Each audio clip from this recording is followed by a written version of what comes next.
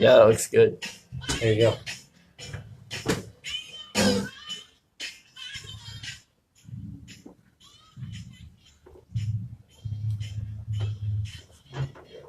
All right.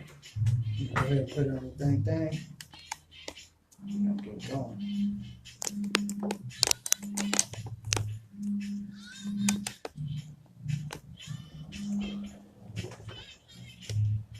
A little bit closer. Closer? Just a little bit. Just a little bit. Yeah. That's pretty good. Okay, we're about to switch over here in just a minute.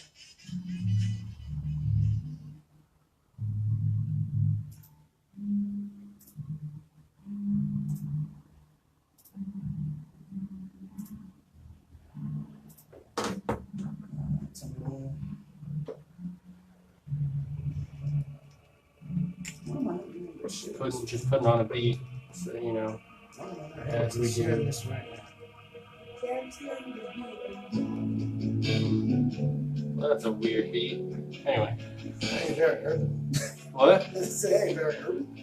No, it's kind of the opposite. Well, I don't know. Hey, you know, I mean, you know. It's hip. It wasn't. What about everybody? What about everybody? It's smooth at least. Yeah, that's all right. It's okay. Whenever you want me to give you that microphone now. Okay. I'm trying to share it to people. I can't even see it right now.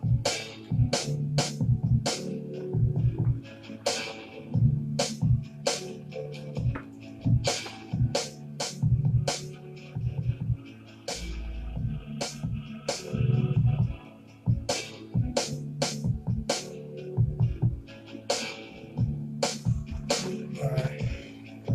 You're open whenever you want to hit that mic.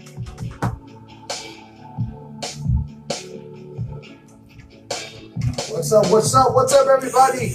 This is Urban World Talk Live, right here on RainierAvenueRadio.world and Facebook Live. It's your boy Teri Youngman. As you can see, I'm a little bit by myself right now in the new studio, but that's all right. I got my boy James Street in the house with me today, and also my guest Anna Christina is on her way. She's been a little bit of a traffic right now. Anybody who's familiar with the Seattle area, you guys know how the traffic is in the town at this time of day. So, you know, my guest is running a little bit behind today, but we got a packed show today. We got so much stuff that we're going to be talking about today. We're going to be talking about the Nike Colin Kaepernick situation, all of that stuff, the craziness is going on, the boycotting of the Nike brand and all of that. We're going to talk a little bit about that. We're also going to talk a little bit about internet addiction and some of the different ways that that's starting to become a problem for people in this new school age of computer and technology and people online and social media and in video games. It's an addiction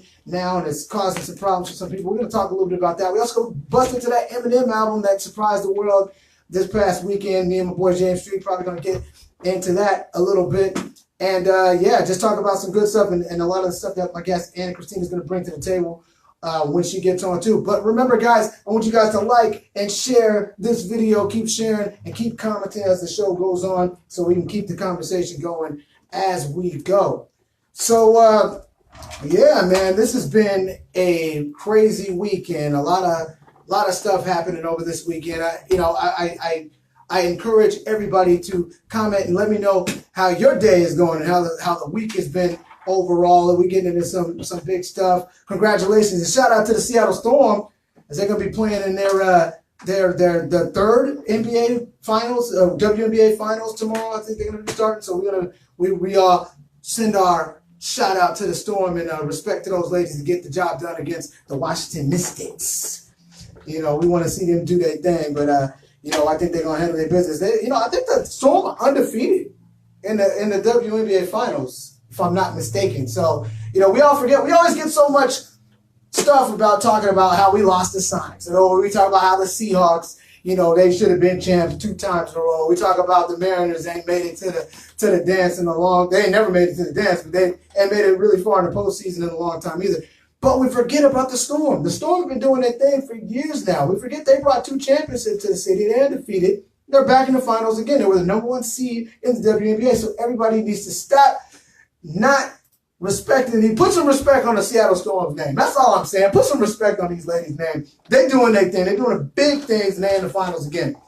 So, yeah, as we get situated here. Now, I know a lot of people have heard, most people, unless you've been under a rock, you've probably been hearing the whole situation going on with Colin Kaepernick and his new Nike ad. Nike launched the 30-year anniversary of their Just Do It campaign. And so now they have decided to take the brand into this direction now with Colin Kaepernick. And he has an advertisement. It's a pretty good ad. I've seen the commercial. I saw the ad. I thought the ad did very well. And, you know, he was on there, and the advertisement says, believe in something, even if it means sacrificing everything. I don't know. That's a pretty positive message to me. I don't know. Sounds good. And, you know, if you watch the commercial, the advertisement, he does this thing with the advertisement. He comes in at the end. But the rest of the advertisement is showing a lot of other positive athletes. They're showing like handicapped athletes that keep on pushing and keep going into their careers, even with their handicaps and disabilities. Then it shows people like Serena Williams talking about how, coming from Compton, she should have never been what she is and becoming as great as she is. And just a whole bunch of positive figures. Pretty good ad, if you ask me. I saw it. I liked it. But because Colin Kaepernick took a knee and did not stand up for the flag, the America, this is America.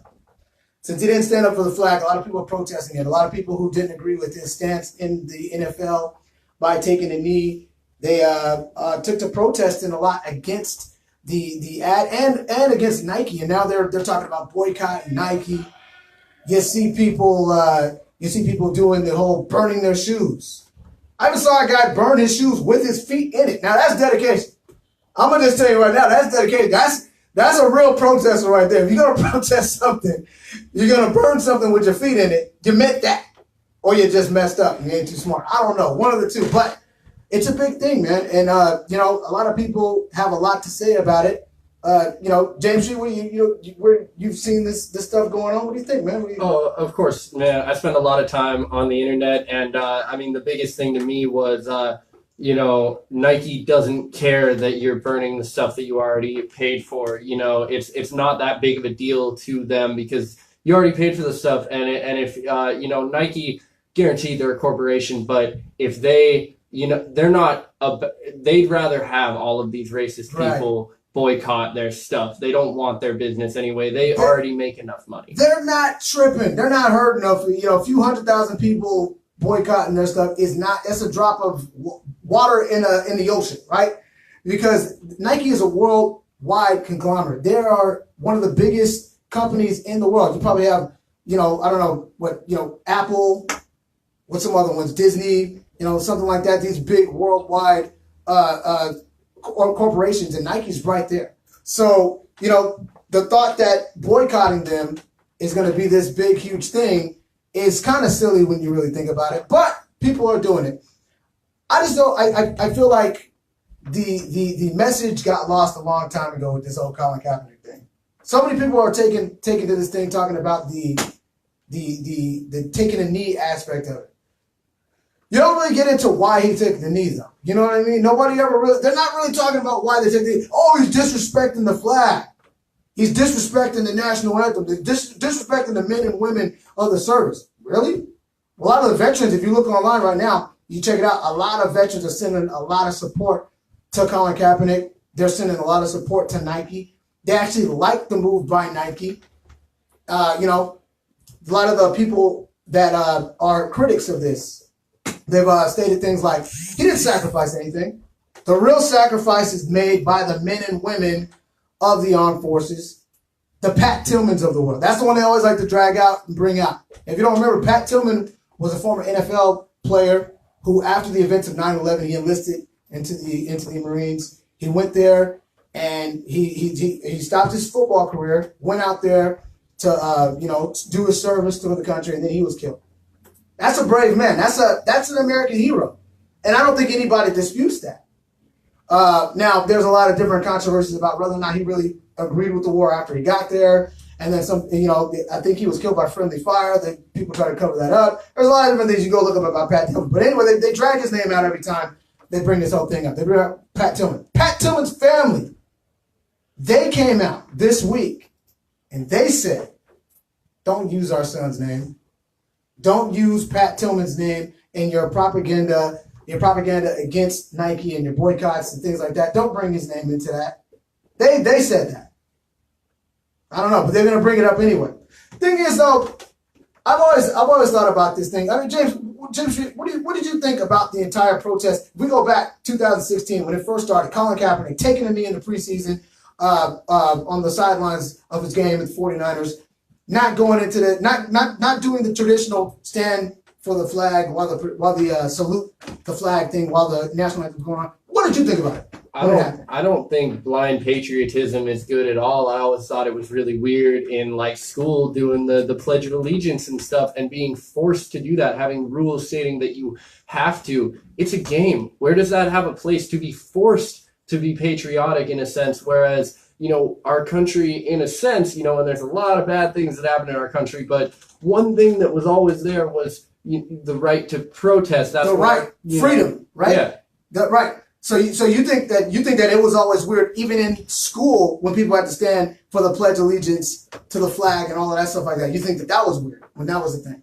Yeah, no, I think it's people should be allowed to make the decisions themselves whether they're okay with what's going on. This is supposed to be a country based around the people's decision to make it better, not blindly supporting something that you maybe don't support. And that's all he was showing. It wasn't that he wasn't supporting the flag or the troops or any of that. He was showing that it's something needed to come to an awareness of police brutality and stuff. And I agree. I got this right here. I got a couple of comments right here. I want to thank everybody who's watching and comment. Remember, keep commenting, share the video, like the video, keep sharing though. Lydia M says, if someone doesn't see something wrong with what's happening, that's their problem. Anthony says, Anthony Adams, what's up, man? He's in Vegas right now, enjoying loving life right now in Vegas. I'll be in Vegas too in a couple weeks though. I got you. He said, I stand with Cap, and I love that commercial that he's in. Lydia Youngman also says, wasn't he kneeling for the flag? Well, that's the thing. The thing is, I think the guy, let me see, I got the guy's name here. Because Colin Kaepernick actually consulted with a United States veteran that served in the armed forces. His name was Nate Boyer. So when the protest first started, you got to remember, the first thing that Colin Kaepernick did, he sat down the first time. The first time that he was protesting. He sat down. He didn't stand up. He sat. And then when they found out why, they asked him why. He said it was because of the police brutality that's going on, the inequality that's going on in the country. He doesn't feel like the country stands for him, so he's not going to stand for the flag. He doesn't feel like it's right. He doesn't want to turn a blind eye to it. Nate Boyer, the veteran, told Colin Kaepernick, they talked together. They came to an agreement that what was the most respectful way that he could protest. This is a white American veteran that was in the service. And he said that what happens is when they go by their fallen brothers, if they go to a gravesite, they go to places like that, they take a knee. That's the military thing to do. They take a knee and show of respect for the fallen, respect for their comrades. That's what they do. So Cap said, okay. He said, that's what I'm going to do. He said, I'm going to show respect because I'm showing respect to the men and women. So I'm not going to just sit down because I don't want to show disrespect to them. I'm going to take a knee. That's what he did. We don't ever hear about that. You don't ever hear about that because why? Well, because it's not fun to do that. Because it's not good. It's not good politics to do that. Because the easy thing to do is to muddy the whole situation and get everybody focused on the wrong stuff. So now, for all these years, nobody's been talking about why Cap took a knee. They're talking about why he's disrespecting the flag, disrespecting America, blind patriotism. This is something that's been happening in this country for a long time. I always think it's funny though when it comes to these protesters though. It amazes me. And James, I don't know, maybe you think the same way, but it always seems funny to me that people seem more upset about you talking about racism than they are with racism. Talking about these problems, these social problems that we have, than the problems themselves. They get mad at the people that voice their opinions, even though that's supposed to be what America was founded on, right? Protest, dissent, I mean, what do you think about that? I mean, I think people that naturally haven't had to deal with this as much conflict in their life are afraid of adding conflict to their life and feeling like they may be part of a problem, inherently part of a problem. Right, inherently, and they're not even, and that's the way it happens. A lot of us know. Look, James Street's a cool white guy. I've known him for a few months. I know enough. He's cool to me. He's open-minded. He's cool. He's nice. He treats people well. That's fine. It's not a thing about you. It's not a personal thing. But I think a lot of people internalize this when they hear people of other races talk about their problems with people that happen to be of their race. Then they internalize it. They take it as, oh, I'm you don't like us, or you're racist against us.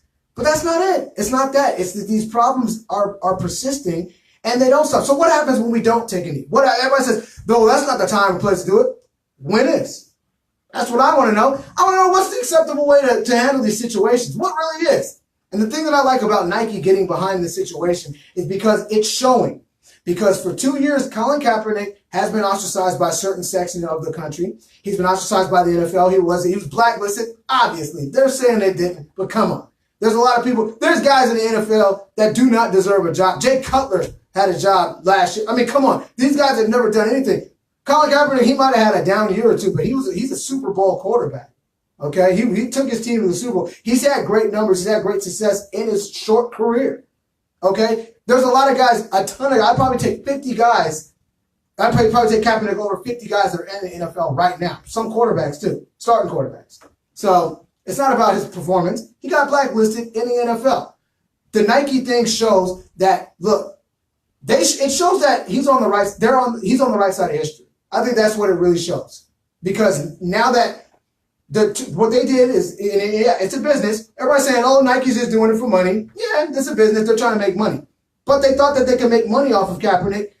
And the reason why they thought it was okay is because, why? He won a collusion case just a little while ago. He got a big win in court. And now they're going to go to a bigger court with the collusion case, which means it's starting to come around. People are starting to see that maybe he wasn't this evil person when he did it in the first place.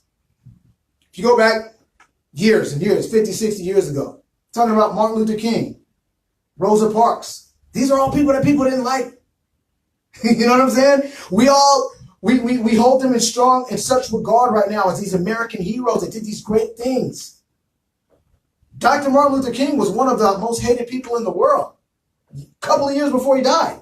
Okay?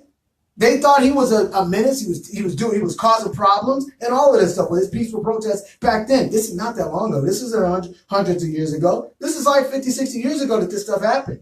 And those people were the enemies in the country. Okay, so Nike is getting in front of this thing. They're on the right side of history on this situation. And this is the situation. Look, this is Urban World Talk. Okay? This is Urban World Talk. Again, I want to welcome everybody who's listening on RainierAvenueRadio.world and here on Facebook Live who's watching. It's Urban World Talk. So in these urban communities, people like me are being affected by the things that Colin Kaepernick was standing up for or taking a knee for. We're affected by it. You know? Look, James Street is my homie. He's hella cool. Me and him get along. All right? But the fact is, as cool as we are and as much similarities as we have, he's going to get looked at differently by certain people than I am. It's just the way it goes. It's not his fault. He didn't wake up and make that happen. This is how it goes. I know that. But the thing is, somebody's speaking out for it. And that's a good thing. People have to be able... Protest is what it is. The majority of the country was against the March on Washington. Imagine that. The big monumental historical event that took place in Washington all those years ago. They were against it. The majority of people, they thought it was bad. They didn't agree with it. History has to catch up. People are not always, they need people to make them uncomfortable. That's what protest is about. Protest makes people uncomfortable. If it's not making people uncomfortable, it's not getting attention. It's not making any noise. It's not going to mean anything. You know, everybody says, oh, you should have done that. What should he have done? He should have stood for the flag and said, hey, this is wrong. Nothing would have happened.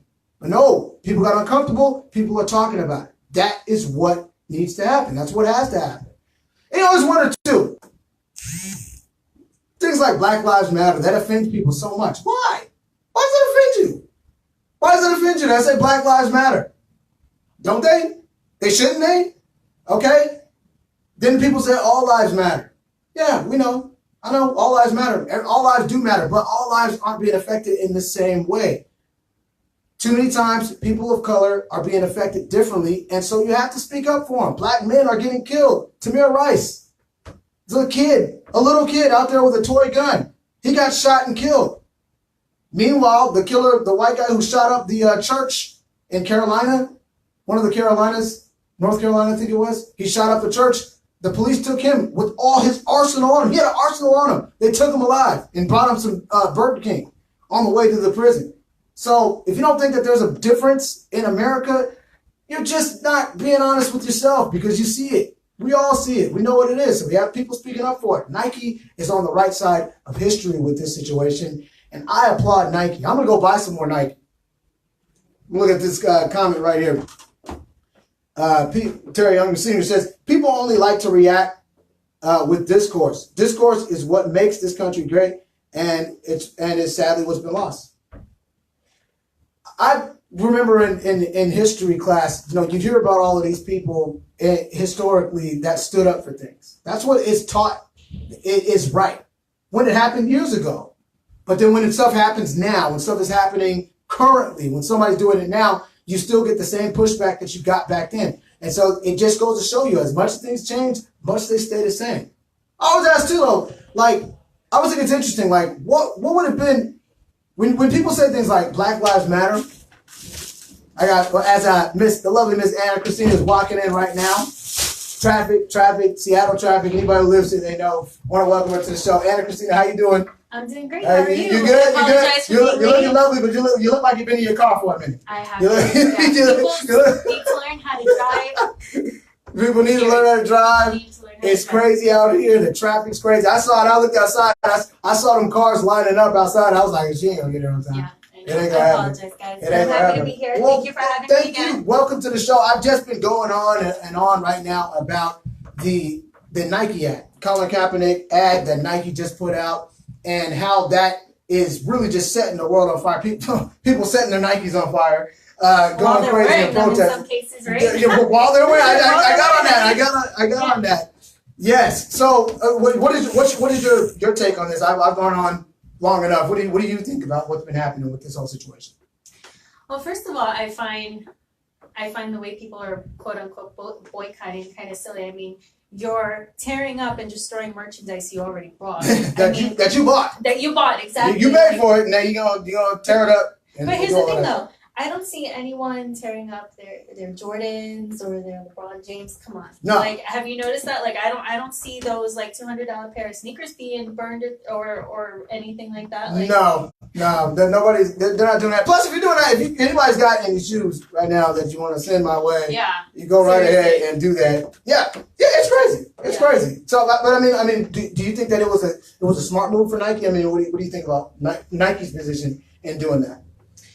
I honestly, I've been reading a lot of different articles about it, and I mean, I think it was a powerful move for Nike to do that, to support that. Powerful statement too. Exactly, right? It's a statement.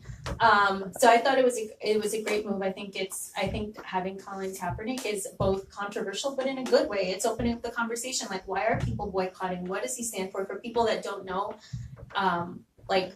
the story behind it. Right. It's good to open up that line of conversation, and I feel like the conversation does need to be had. I feel like think about why he's doing that, and both sides of it. I mean, there's an opposition to it as well. Definitely. And thinking about coming to the table and having that conversation instead of burning your shoes. I mean, cutting the sun. I'm gonna cut that swoosh of what I already bought. I want the swoosh gone. Instead of doing that, try to think about what's his side of the story. Why is he doing that? Right. And also listening to the opposition and coming to the table as opposed to fighting about it and getting all up in arms about it. I think this is a good opportunity to have a conversation as to the roots, as to why he took a knee and why he started all this. Exactly. Come on. Exactly. Do you have anybody that you know that had a big problem with the protest? Have you heard people? You ain't gotta say no names or nothing like that. We ain't gotta say no names. No, there is someone actually that I did reach out to, and I was kind of like, what do you think about this controversy? What's your stand behind it?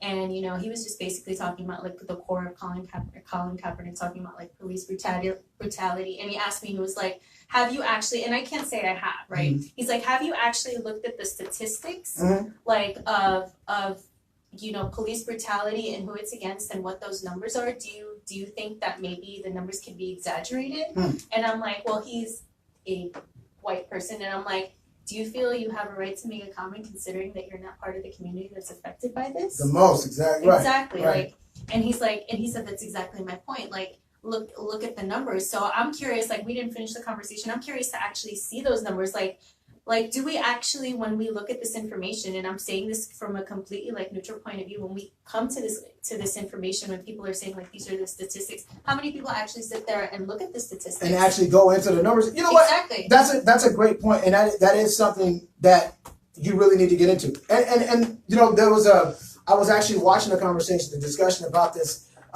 just earlier today. I was looking at a discussion about this, and someone was bringing up the numbers, and the numbers, they do overwhelmingly state that black lives don't matter to police as much as white lives or the other, because it is a disproportionate amount of black men that are killed by the police. Then you get into the argument of like, okay, well, what about the blue lives matter? Right. Okay, and that's another thing that I've heard people say, right? Right. That's one of the pushback talking points that they go, well, blue lives matter too. And ever since this whole thing started, police are getting killed by black people at an alarming rate. The numbers are still the same in this regard. Well, here I'll read you what he said. Okay, please, I'm not let me hear it. I'm not going to say who he is, but that's good. I want to hear it. This is what he said to me. He said, so I asked him about what your controversy is on the Nike stance. He's like, I think anyone can boycott any product for any reason they choose, just the same as one can buy any lawful product from any company they choose. But personally, I would be joining in the boycott, but it's pointless since I don't buy my Nike products to begin with, which is fine. So I said, why would you? And he said, because I think he puts forth a false narrative that doesn't actually exist. So I was like, please explain that to me. He said, I don't think unlawful police violence against blacks is at epidemic proportions. I think the vast majority of all uses of police force nationwide, regardless of race, are reasonable and justifiable based on the totality of the circumstances. You know what? We're getting ready to go on a 3-minute break on Facebook Live, Rainier Avenue, on RainierAvenueRadio.world. Facebook Live, we're still going to be here. RainierAvenueRadio.world, we're going to get a 3-minute break. We'll be right back, and I'm going to get back into that. All right.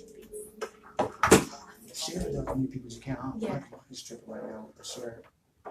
Can't share it to people for some reason. Avenue Radio News Update. I'm Dan Novellis. As the Showbox at the Market celebrates its 79th anniversary, news do me a is favor, broken tag me that too, the 'cause I Omni don't know Group if I of tagged Vancouver, myself in this. BC has filed a permit with the city of Seattle to tear the music venue down. Hold up. in the interest of constructing Hold a up some 44-story statistics for you about what you guys that were would talking house about. 400 So what I Hey guys, on Facebook Live, you guys keep liking, sharing the video, and comment in this video too, so we can keep the conversation going with you guys. We got a lot more with this Anna Christina. She's gonna tell us a little bit about herself and some dancing and stuff like that. We're gonna get into that. And we're going to talk about the internet addictions.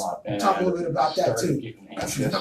So the statistics I pulled up for you though were on number of people shot to death by police in the United States in 2017 and 2018 up till June. So there's a few month gap in 2018, and then also population by race. Okay. So it gives the statistics of what that guy was telling you is just blatantly wrong. Yep. Right. Actually, I'm going to share with you. So I'm on here, right?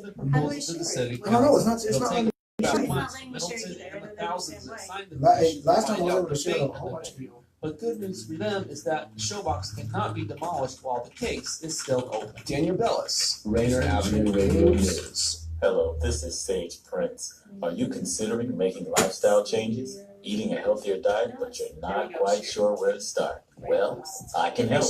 Just my opinion. It should be A like music that, yeah. program centered in It should. R&B I and don't hip know hop, but what delivered might do in an it. organic, free-range music mix, providing you a nutrient-rich listening environment that can improve your mood and overall sense of well-being.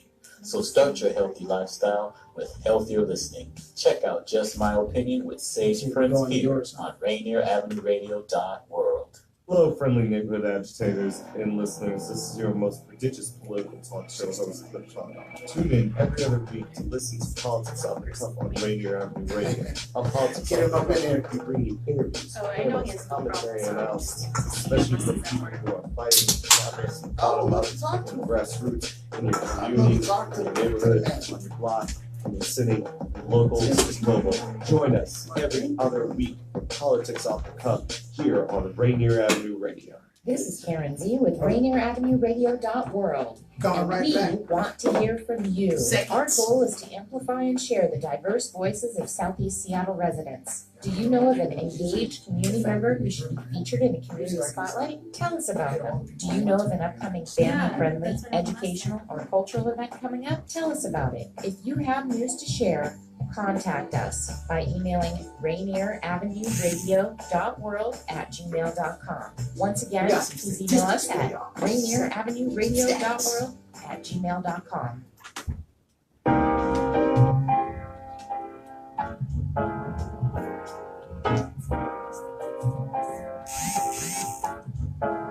What's up, you guys? You are listening to Urban World Talk Live right here on RainierAvenueRadio.world and Facebook Live. Want to welcome everybody back, or everybody here for the first time. Urban World Talk Live. I'm here with the lovely Miss Anna Christina. Hey guys. Also, James Street is in the back, and we are discussing some stuff right now. We've been talking about this Colin Kaepernick issue for a while, though. This Colin Kaepernick, the Nike ad. If you've been living under a rock, you haven't heard what's going on right now. Nike had just they've unveiled their new campaign. The 30-year anniversary of the Just Do It campaign came out with Colin Kaepernick leading the charge on their campaign with a slogan that said, "Believe in something, even if it means sacrificing everything." I believe that the commercial is going to be playing during the games. Nike did that. It's a big move for them, but it also is causing a lot of backlash from people who disagree with it, and people are boycotting it. The whole nine is the world's going crazy with this whole thing right now. We're just giving our little takes on it right now. Now, James Street, you had some statistics that you wanted to read out for us based on some of the things. First, let me read. Go ahead. Can you read that thing for people that didn't hear it? Anna has a friend who will remain nameless, but they're definitely on the opposing end of this discussion. And what are some of the things he said? So he said that, quote unquote, "I don't think unlawful police violence against blacks is at epidemic proportions. I think the vast majority of all uses of police force nationwide, regardless of race, are reasonable and justifiable based on the totality of the circumstances." Right. And he says, I asked him if he thinks he has a right to really make that assessment, considering that he is a white Caucasian man. Mm-hmm. And he said, absolutely, statistics don't change based on the race of the viewer, only emotions do. Okay, so he's saying that it's been blown way out of proportion, and that blacks are not being killed disproportionately by police officers. James Street, you got some statistics for us, though, man. What is the stats saying right now? So what's really interesting about this is if we look at it without looking at the percentage of what the population percentage is overall, there's twice as many white people who have been murdered by police in the last year. Twice as many, both actually in the months from January to June for 2018 and all of 2017. It stays pretty consistent with about double the amount being white as black. But if we look at the population information, 75% of the population's white, 12.3% are black. So if we look at that percentage-wise, that is a huge difference. Right. And plus, you got to also look at the situation that, one thing about police and their interaction with criminals. Okay, you got to remember that. Most of these people that they're going up against are criminals. So if you're looking at those stats and saying, a lot of white people were getting killed, most of them were in shootouts and whatnot with police. So It's different. It's not the same as somebody sitting in a car with their wife and their baby girl and saying, "Hey, look, Mr. Officer, I got both hands on the wheel. I got my license for my gun right here. Can I hand it to you?" And then getting lit up 7 times in front of their kid. That's not what that is. So if you're looking at those numbers, okay, but that doesn't tell the story. That's not what we're talking about. We're talking about, nobody. And this is something that I've said before. And I really I can't hit this point enough. Okay, no, when we're talking about black people getting killed by police, nobody's talking about Ray the gangster who got all the cocaine in the world on him. All the guns, and he's shooting at the police, and then he ends up getting shot. He caught one. Let's go say a prayer for Ray and march. Nobody's saying that. Right. Nobody. When Ray gets shot, he got shot. That's just how it goes, and everybody knows that's the game he's in. We're talking about the Tamir Rices. We're talking about the Eric Gardners. We're talking about the Trayvon Martins. We're talking about all these people that did not have any weapons, that weren't threatening, and that are getting killed, and they're not getting their due process. They're not getting the same rights. That's what we're talking about. And that's what Colin Kaepernick took a knee for. He's saying that those things are happening. Well, how come you guys don't protest when black people kill each other in the hood? Because we have all kind of things that are going on. We have different community organizations all over in every city. There's people that stop the violence. We got people that's reaching out to the community, people trying to give back. That does happen. We're not protesting gang violence because those 2 gangsters that got killed. We're protesting the fact that normal people, normal citizens who are walking outside of the house, minding their own business, could be mistaken for a criminal and just shot in the head for no reason. That's what we're protesting. That's the difference. I mean, you got to understand that fact. There's a big difference between criminals getting shot for no reason or getting shot because of something, right, and people getting shot for no reason. Right. So I mean, Black Lives Matter and all this. You know what's funny about that? I thought about something earlier today. We're running the clocks a few years back. Remember when Michael Vick was in trouble for killing all them dogs? Oh yeah. Remember that? I remember that. Yeah. Ooh, people couldn't stand Michael Vick. They couldn't stand him. I don't remember anybody. Actually, no, people did want to boycott the NFL for letting him play. It was a big thing. People hated him. Yeah. He killed dogs. We love dogs. I know. You got a dog? Oh, of course I have 2 dogs. You got 2 dogs. She loves dogs. James Street, you got a dog? No? No. But if you had an animal, would you get a dog? More of a cat person, but you're weird, man. You're weird. That's all right. Cats are okay. No, but the thing is, you see what I'm saying, though? People love dogs. And people love animals. If somebody was to come out with a shirt at that point and said, "Dog lives matter," I wouldn't have heard one protest. I guarantee you nobody would have been mad about that. Nobody would have cared if I wore a shirt when Michael Vick was killing dogs and I wore a shirt that said "Dog lives matter." Yeah. Would not one person look back and it would probably been like that. I probably got horn talked at me. You go ahead, buddy. Yeah. I love my dogs too. People would have been like that. You say Black Lives Matter? Well, all lives matter. Right. If I'd have said dog lives matter, nobody would have been like, well, human lives matter. Right. Nobody would have said that. Maybe, you never know. I doubt it. I doubt it. Yeah, I never know. I give you that. I don't know. But I'm betting it wouldn't have got that kind of pushback.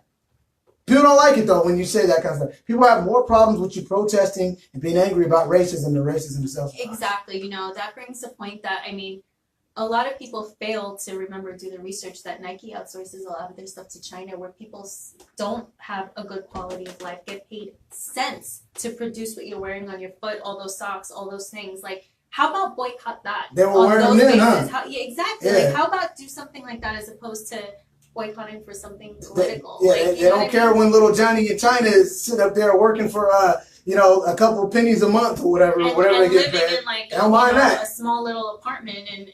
Come on.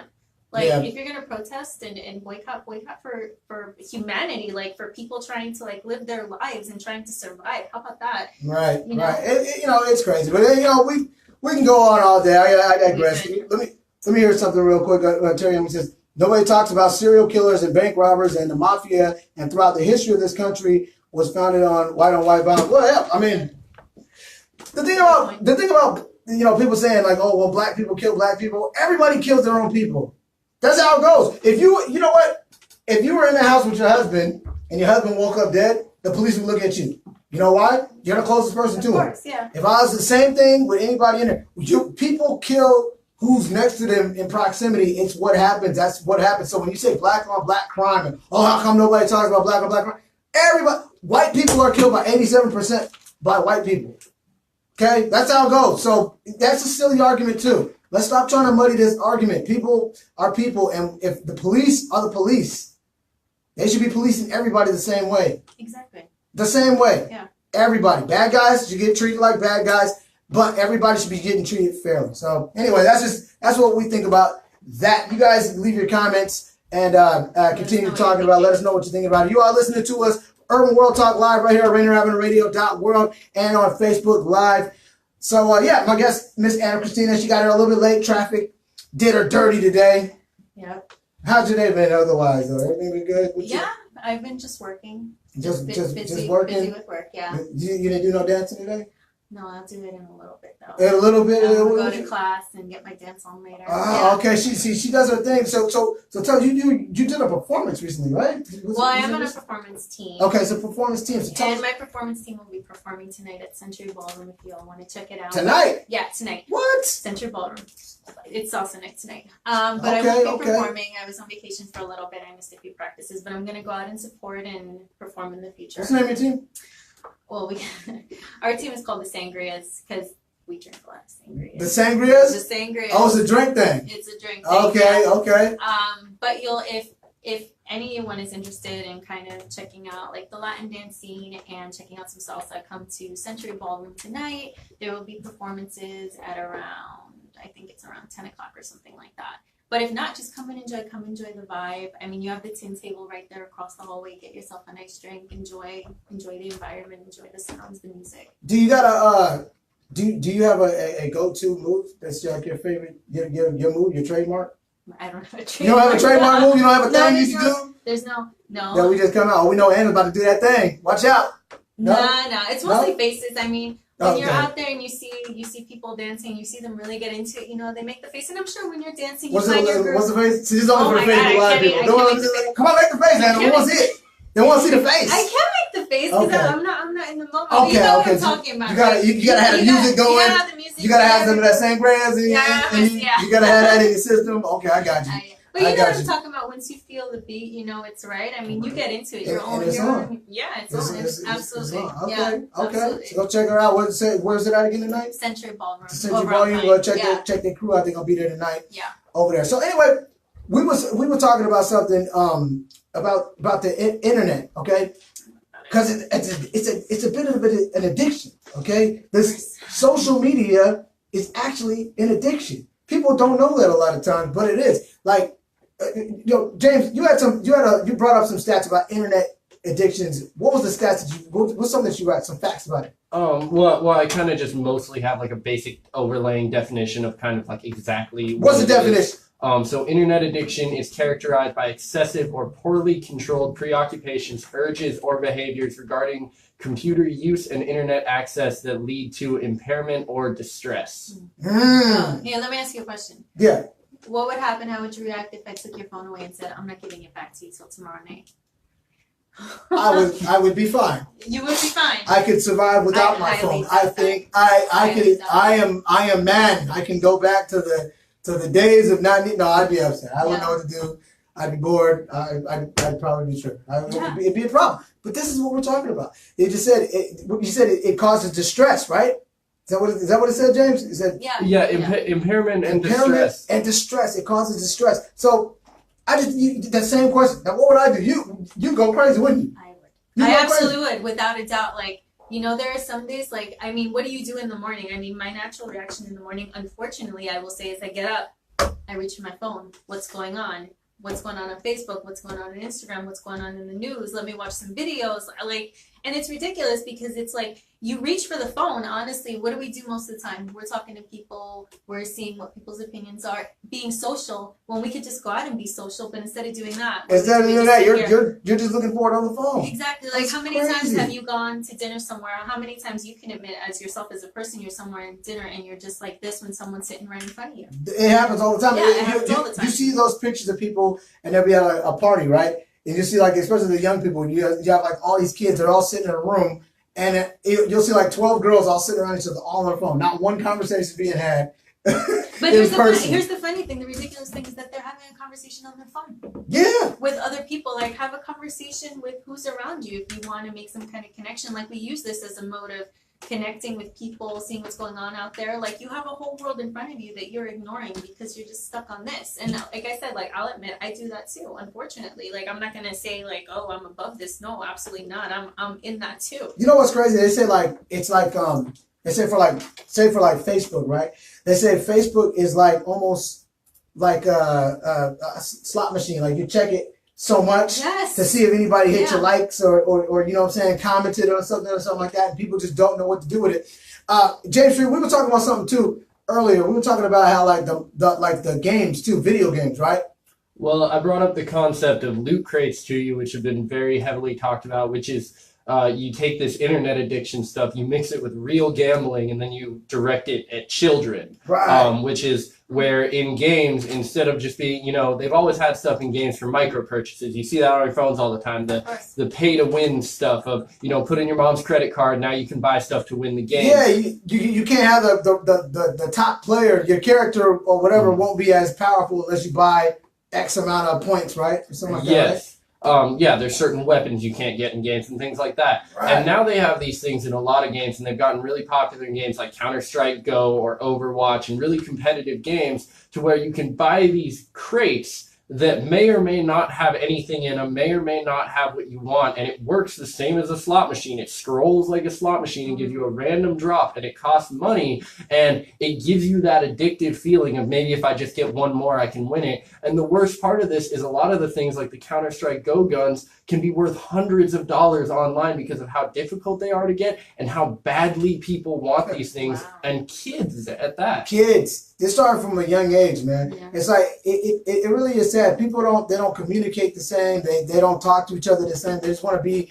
in front of these screens all day long, man. It's nuts, man. I mean, do you think that do you think you could go a few weeks without Facebook or any social media? You know what? Maybe without Facebook. I'm still gonna need my Instagram. I still need my Instagram. Maybe Facebook. Are you still gonna need it? Why are you gonna need the Instagram? Like, what's the difference? Because I don't know. I love Instagram. I guess it's that mentality of like the whole like slot machine idea of like you're just scrolling through new posts. Like all you do is like swipe your finger down, it refreshes it for you. And you know, I was actually thinking about that today. I was like, I feel like I need to get my social media under control in the sense that I need to like maybe just allot a certain hours during the day. Like I'm just gonna check it in the morning and at night. And if people really want to talk to me, message me. You know what's funny? I have a sister and she's been off of Facebook for a few years now. She just took it off. Wow. She just was like, you know, it was just too negative. There's too much, you know, drama that goes on. And you really think about that too. People put all their whole life on Facebook. All their information. You know what I mean? All their drama, you know, today he did this and that. And then tomorrow be like, I love Bay. You know, people do that kind of stuff all the time, man. It's crazy. But, you know, I mean, I don't know. You guys let me know what you guys think about Facebook Live. Now, and over the weekend, switching gears a little bit, all right. There was an album that came out. Did you hear the Eminem album? Did you listen to that? I haven't. I mean, I've heard about it, but I haven't sat down to listen to it yet. James Street, you heard the Eminem album? Oh yeah, I listened all the way through it. What do you think about the Eminem album, man? I think a lot of people went a little bit too head over heels for it. I think there were some good songs, but for the most part, it was an almost 50-year-old dude using really crude language and calling out a lot of people that are half his age. Oh! Oh my God, Eminem is already 50? He's like 46. Wow. James, don't be an ageist. Wow. Don't be an ageist, James. When you're using homophobic slurs and it's 2018. Did he actually use it though? I don't think he actually really said it. He blanked out the middle part. So he Yeah, but I think what he was doing though, if you're talking about the Tyler Creator part, he was saying what Tyler had called himself though.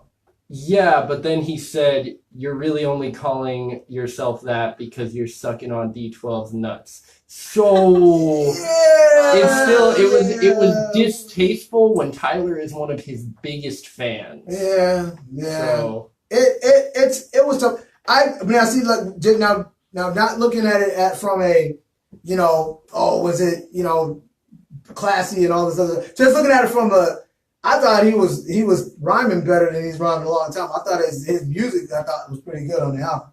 He had more flow, I still don't like the yelling into the mic thing, and MGK called him out on that. So maybe he'll come back with a response where he loosens up a Did you little. hear the MGK this? No. Yeah, MGK got on his head, man. MGK went after him. MGK, he just came out with a diss record about Eminem. He called him, basically, he didn't say anything too disrespectful. He kind of said like, oh, you were great, but now you're losing it, basically. You know what I'm saying? And, you're mad for nothing. Just basically, it was good. It was pretty solid clapback, though. It was a pretty solid diss record. And he brought up some pretty good facts. It's 6 years after he did this tweet that upset Eminem about his daughter, and the other one was that when he did that tweet, he called Diddy and was like, "You need to get Machine Gun Kelly to apologize," instead of coming back with music and waiting 6 years to do. Yeah, but wasn't he talking about his daughter in that tweet though? Didn't he say something about his daughter who was underage at the time? Was his daughter underage? I think she was underage at the time when he did it. That does definitely. Because that was it came out. I think it was a tweet from 2012 or something like that. And I think he said something about his daughter looking good, but I think she was below 17. I think she was 15, 16 at the time or something like that. I don't know. I'm just saying. It's a little out of. Yeah, that's not appropriate. Yeah, I don't know Eminem, but he's getting a lot of flack. Joe Budden is getting at him. A whole bunch of people getting at Eminem now after that album he came out with. Well, he did get at Joe on that album. He did. He got at Joe basically because Joe Budden was clowning him about his album. Now I thought the last album was whack. Well, and that was the whole thing, was he basically came at everybody that said Revival was bad. The whole world said Revival was bad. Yeah, it wasn't good, man. Revival wasn't a good record. Okay, all right, so something else happened over the weekend. I'm going to change gears. Something else happened over the weekend. It was the funeral for John McCain that got put away, and Aretha Franklin. Legendary soul singer Aretha Franklin had got laid to rest. Did you watch any of that? The Aretha Franklin stuff? Did you see any of that coverage? I watched some of the highlights. Obviously, there's the Ariana Grande. Did you watch the whole thing with Ariana Grande? I watched that one part of what they were talking about. Yeah. Like, what are people talking about? And I saw that part, and I mean. So what she's talking about is during the performance, Ariana Grande, she gave a performance at did Natural Woman. Yeah, she did Natural Woman. Natural Woman, a great rendition of it. But then afterwards, the pastor, I think I got his name somewhere. Let me see if I can find his name. Yeah, it was Ellis the Third or something like that. Exactly. Yeah. Right, Bishop Ellis. Yes, I think that's what it was. That. Bishop Charles Ellis the Third. He came up and he kind of did a gesture where it was hugging Ariana Grande. It was oh yeah, good performance. He made a joke about her name, something like. He said he thought her name when he heard her name. She was. I think he said something on a Taco Bell menu. Yeah, he thought it was a Taco Bell menu or something like that. Yeah. And so he did that, and then so after that happened, while it happened, he was kind of giving her a hug. And everybody thought the hug was a little too inappropriate, right? Yep. So I saw that. So did you agree that the hug was a little bit much? Was it too much?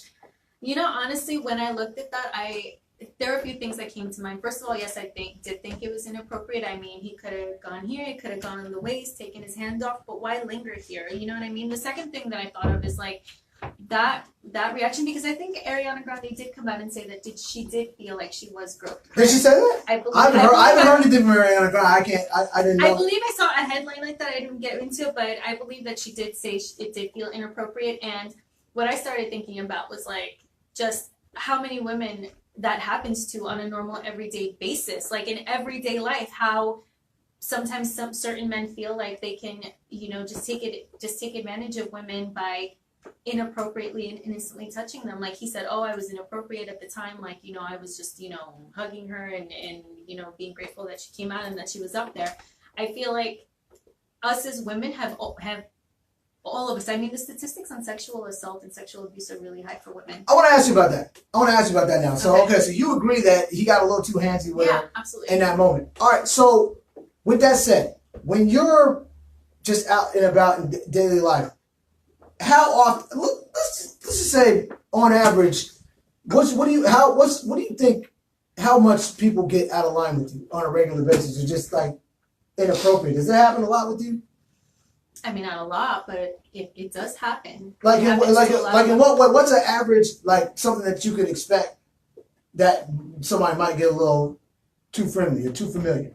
I mean, you can. I mean, there's a whole bunch of situations. Like if you're on a bus, if you're waiting to get off the bus and the bus is crowded. I mean, I mean, I've been on buses where I've been touched inappropriately, like but they just come up and touch it. Yeah, like, and you know, and it's like you can use the excuse and say, oh, well, I was trying to pass by you. I'm like, I understand that, but you know, there's no need for you to reach out and grab me like that. I mean, there's been that. Sometimes there's, I mean, even in dancing, I mean, ladies will know, like sometimes you're dancing, you know, you're feeling the music, and some guys might get handsy. They might, you know, put their hand up here, they might put their hand on your butt and say, oh, I'm sorry, it's just an excuse. Oh, I was just dancing. Like, no, it needs to stop. Well, okay, so that, you're in salsa. You do a lot of salsa and a lot of dance like that, right? You gotta get close to salsa. Absolutely. Like you gotta get, and it's kind of hard to not, you know, touch a little this and that on accident. But there was, I mean, absolutely. I mean, a lot of these Latin dances are, you're close, you're touching each other, but there's a difference, and there's also an intention behind it. Sometimes, yes, you might accidentally brush up against someone, but sometimes I think we as women know when things are being inappropriate. You know, like, when somebody's just trying to. Like, there's something telling you inside, like, this is just not right. Yeah. Yeah. Okay, so what about a situation exactly like what happened with Ariana with the pastor? Okay, because he was just giving her a hug. Does that ever happen? Like somebody just being nice? Actually, what happened to her actually did happen to me a long time ago. Was that at church? It was not at church. I mean, that is an inappropriate place to do it. Period. But no, that did actually happen to me. And what was really interesting about the way her reaction is to just kind of laugh and pretend it's not really happening. And that's kind of the exact same thing I did, because for me that kind of made me feel safe. And sometimes we have this discussion with other women about how, like, to be safe and to feel safe, we have to grin and bear it and go along with it, as opposed to just having men just be appropriate and keep your hands off of us. Well, I'm gonna get her back when she's gonna get here on a less traffic filled day, so she get here a little bit before. And Christina, tell them one more time where they can check out your group tonight. Century Ballroom over on Pine. Century Ballroom over on Pine. Yep. She's going to be back with us. Thank you guys for watching. This is Teri Youngman. I got a review for The Nun coming up later this week. This has been Rain Rabbit Radio.world and Facebook Live's Urban World Talk Live. And I'll see you guys next week. Anthony will be back. And until next time, it's your boy Terry saying peace out. Later.